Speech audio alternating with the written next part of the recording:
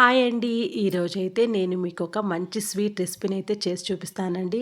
సగ్గుబియ్యం సేమియా పాయసం అండి. నేను చెప్పిన విధంగా చేసుకోండి. నేను చెప్పిన కొలతల ప్రకారమే చేసుకోండి. టేస్ట్ అయితే సూపర్‌గా ఉంటుందండి. తప్పకుండా మీరు కూడా ఈ రెసిపీని ట్రై చేయాలండి. అంత బావుంటుందండి రెసిపీ. ముందుగా మనం సగ్గుబియ్యం తీసుకుందామండి. ముక్కాలు కప్పుకు సగ్గుబియ్యం తీసుకొని ఒక గంట సేపు నీళ్ళు పోసుకొని నానపెట్టుకున్నానండి. నానితే మనకు సగ్గుబియ్యము బావుంటుంది. ఇప్పుడైతే మనం పాలు తీసుకుందాము. ఆ కప్పు కొలతేనండి. ఆ కప్పుతో 3 కప్పులొచ్చి నేను పాలు పోసుకున్నాను. పాలతో చేయడం వల్ల పాయసం టేస్ట్ చాలా బావుంటుందండి. అమ్మవారికి నైవేద్యం పెట్టేటప్పుడు కూడా పాలతో చేసినటివి నైవేద్యం పెట్టండి, చాలా బావుంటుంది. 3 కప్పులు పాలు తీసుకున్నాను. అదే కొలతతో 3 కప్పులు నీళ్ళు పోసుకున్నాను. ఇప్పుడు మనం కడాయిలో ఒక 2 టీ స్పూన్లు నెయ్యి వేసుకుందాము. జీడిపప్పు, బాదం పప్పు, కిస్మిస్ వేసి దోరగా వేయించుకొని పక్కన పెట్టుకుందాము.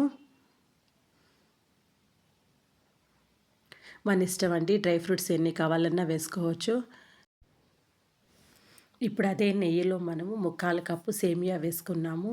సేమియా వేసుకొని బ్రౌన్ కలర్ వచ్చేంత వరకు బాగా వేపుకుందాము.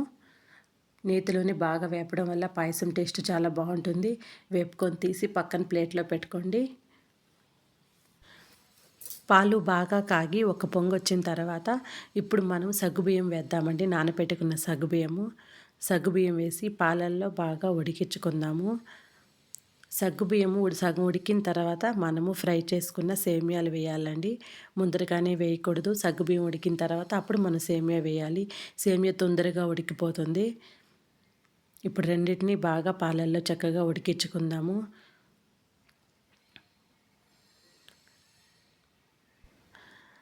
పాలల్లోనే నీట్‌గా సగ్గుబియ్యము, సేమియా బాగా ఉడికించుకోవాలండి పాలల్లో నేను.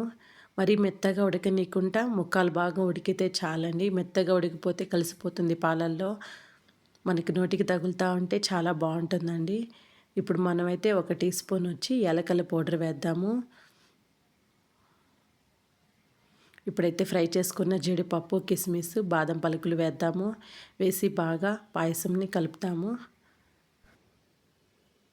కప్పు తీసుకున్నానండి నేను చక్కెర. ఒక కప్పు కొలత అయితే కరెక్ట్‌గా సరిపోతుంది. కొంచెం స్వీట్ ఎక్కువ తినే వాళ్ళైతే ఇంకొంచెం చక్కెర వేసుకోండి. ఒక కప్పు చక్కెర అయితే పర్ఫెక్ట్‌గా సరిపోతుందండి. అంతేనండి. చక్కెర బాగా కరిగిపోయేంత వరకు పాయసం ఉడికితే సరిపోతుందండి. ఒక 5 నిమిషాలు బాగా ఉడికించుకోండి చాలు. అంతేనండి. స్టవ్ ఆఫ్ చేసేసేయండి. మనకు పలసంగా ఉన్నప్పుడే స్టవ్ ఆఫ్ చేసేయాలండి. ఎందుకంటే తర్వాత చల్లారిన తర్వాత పాయసం చిక్కబడిపోతుంది. ఇలా పలసంగా ఉన్నప్పుడే మనం స్టవ్ ఆఫ్ చేయాలి. తీసి ఒక బౌల్లోకేసుకొని పక్కన పెట్టుకోండి. చూసారు కదండీ! చల్లారిన తర్వాత ఎలా అయిపోయిందో పాయసము. ఇలా ఉంటే మనకు పర్ఫెక్ట్‌గా సరిపోతుందండి.